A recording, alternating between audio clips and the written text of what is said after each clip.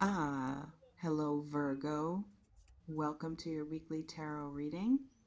Thank you so much for joining me today. I hope that you are doing really well.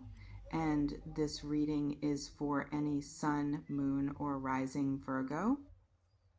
Okay, Virgo, so let's talk about what you actually need to know. Not to scare you, to wake you up, something shifting in your field, not dramatically, not with fireworks and announcements, but quietly, persistently, like dawn breaking so gradually you don't notice until suddenly there's light where there was darkness. You've been so focused on what's hard, what's broken, what's not working that you might be missing, what's actually building, what's actually improving, what's actually starting to flow in ways it hasn't before. And I need you to pay attention to that. Not because ignoring it will cause catastrophe, but because missing it would be tragic. Because joy, success, hope, they don't always arrive the way you expect them to. They don't always announce themselves loudly. They don't always match the pictures you've been carrying about what good things should look like. Sometimes they show up small, incremental, ordinary. And if you're not paying attention, if you're too busy bracing for the next difficulty, if you're so convinced that struggle is your permanent state, you miss them.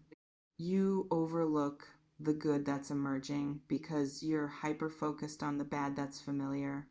When was the last time you actually noticed something going right? Think back and name it specifically, because here's what I'm picking up in the energy around you right now. There's momentum building in areas you've been working on, not guaranteed outcomes, not promised results, but genuine forward movement after a period of stagnation. Maybe it's professional, something you've been developing, a skill you've been honing, a project you've been nurturing.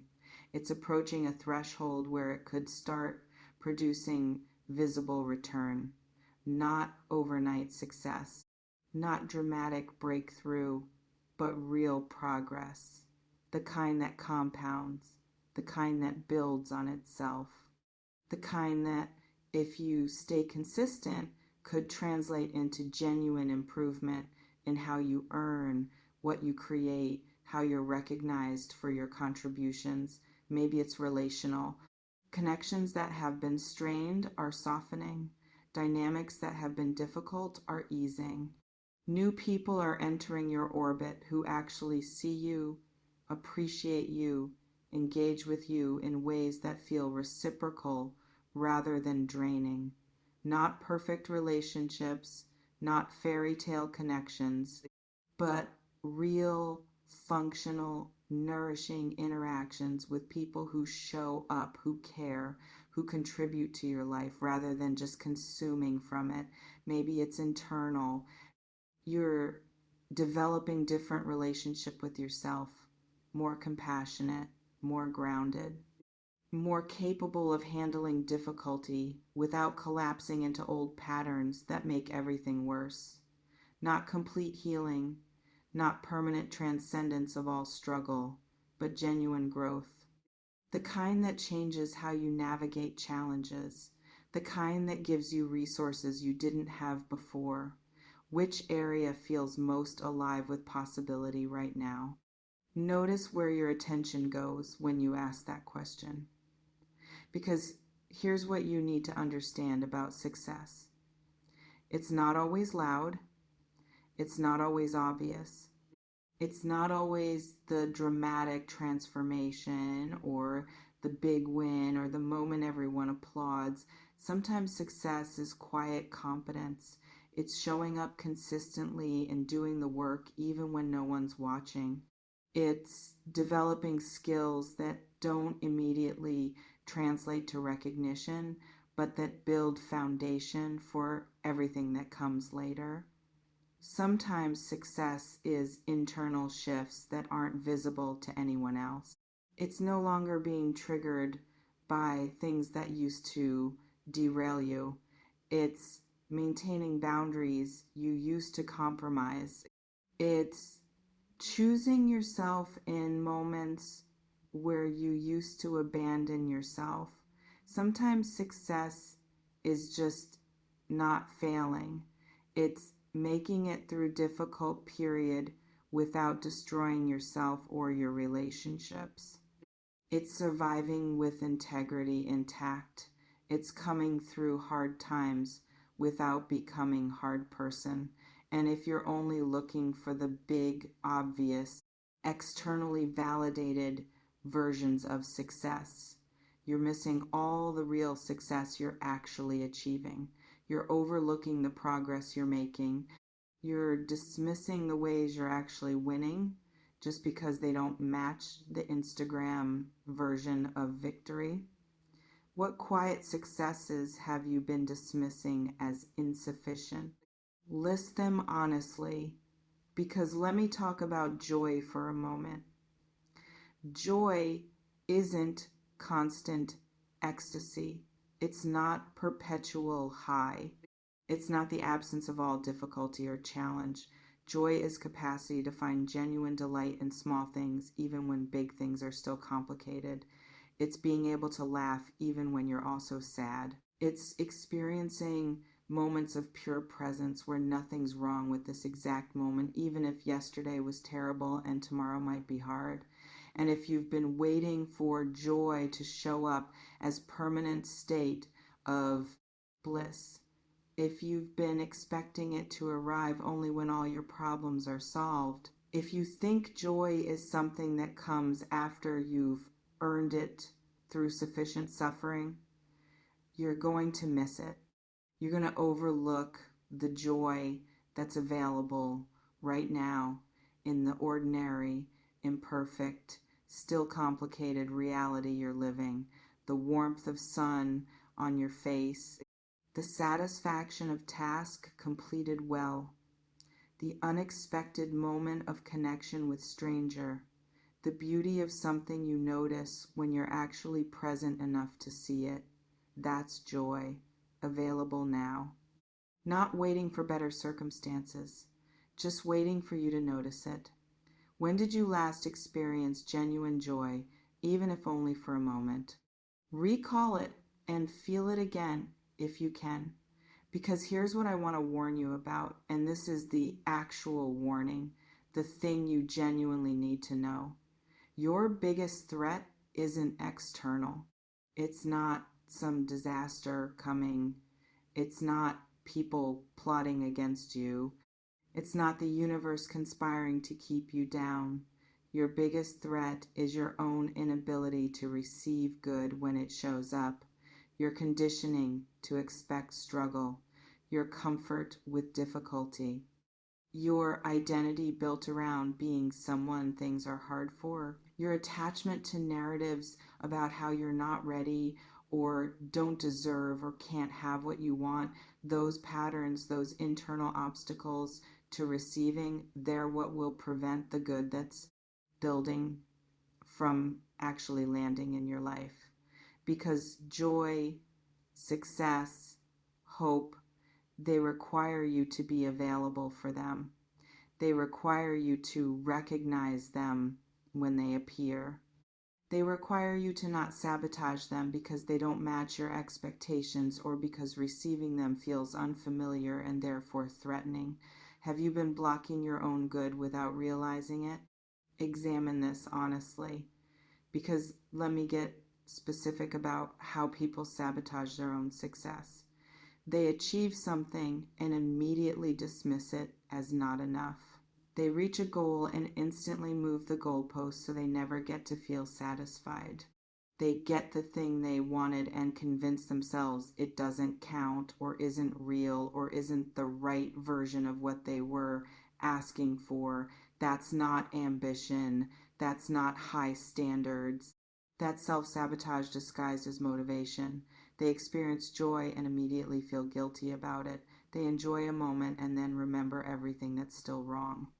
They let themselves feel good and then punish themselves for it because they don't believe they're allowed to be happy while other things are still difficult. That's not responsibility. That's not awareness. That's toxic relationship with pleasure that prevents you from receiving what's actually available. They receive opportunity and immediately question whether they deserve it. They get offered something they've been wanting and talk themselves out of accepting it. They have good things show up and convince themselves there must be a catch, or it's too good to be true, or they're going to mess it up somehow. That's not humility. That's not caution. That's poverty mindset that keeps you stuck, regardless of what shows up. Which pattern do you recognize in yourself? Name it so you can start addressing it. Because here's what hope actually is. It's not naive positivity. It's not pretending everything's fine when it's not. It's not toxic optimism that refuses to acknowledge difficulty. Hope is clear-eyed recognition that even though things are hard, even though outcomes aren't guaranteed, even though you've been disappointed before, forward movement is still possible. Change is still available. Things being different, better, that's still within the realm of what could happen. Hope is the opposite of cynicism. It's refusing to close off to possibility just because you've experienced pain. It's staying open to good even when you've encountered a lot of bad. It's maintaining belief that effort matters, that choices compound, that your participation in your own life actually influences outcomes, and you need that. You need hope, not because it guarantees anything, but because without it, you won't take the actions that create the conditions where good things become possible. Hopelessness is self-fulfilling. If you believe nothing will work, you stop trying. And when you stop trying, nothing works. And that becomes evidence that you were right to be hopeless. But hope, even tentative hope, even hope that's been beaten down but not fully extinguished, that keeps you in motion. That keeps you showing up. That keeps you creating conditions where good can actually find you. Do you still have hope? Or have you let cynicism convince you it's pointless? Check in, honestly. Because here's what you actually need to know ASAP. Good things are building, real good things, not fantasies, not wishful thinking, but genuine improvements in tangible areas of your life. And if you stay consistent, if you keep showing up, if you don't sabotage the momentum that's accumulating, there's real probability that the next few months look noticeably different than the last few have. That things you've been working toward start producing visible results. That effort you've been investing starts yielding return. Not guaranteed, not promised, but genuinely possible in ways that aren't just hopeful imagination. But, and this is crucial, that probability only converts to reality if you do your part, if you stay in action instead of just hoping.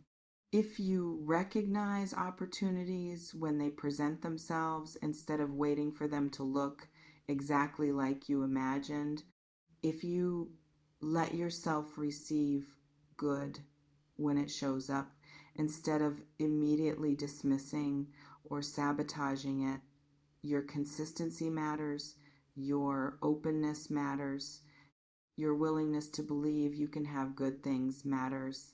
What one action could you take this week that builds on the momentum that's already present? Choose something specific and commit to it, because I want to tell you something that might sound simple but is actually profound. You're allowed to have joy. You're allowed to experience success. You're allowed to feel hope. You don't have to earn those things through sufficient suffering. You don't have to wait until all your problems are solved. You don't have to be perfect or fully healed or completely ready. You can have them now, alongside difficulty, alongside imperfection, alongside all the things that are still complicated or broken or in process. Joy and struggle can coexist. Success and ongoing challenges can coexist. Hope and realistic awareness of difficulty can coexist. You don't have to wait for perfect conditions. You just have to be willing to notice and receive the good that's available in imperfect conditions. Can you give yourself permission for that? Say it out loud if you need to hear yourself claim it. Because here's the final thing I need you to understand. This isn't warning about threat. This is warning about opportunity. Warning that if you're not paying attention, if you're too focused on what's wrong, if you're too committed to struggle as identity, you're going to miss what's actually emerging. You're going to overlook the good that's building. You're going to stay stuck in difficulty even as pathways out of it are opening. And that would be the real tragedy. Not that bad things happened, but that good things were available and you couldn't recognize them because you trained yourself only to see the bad. So this is your wake-up call. Not to fear, to possibility. Pay attention to what's working. Notice what's improving. Recognize the momentum that's building in positive directions, and then participate in it. Feed it.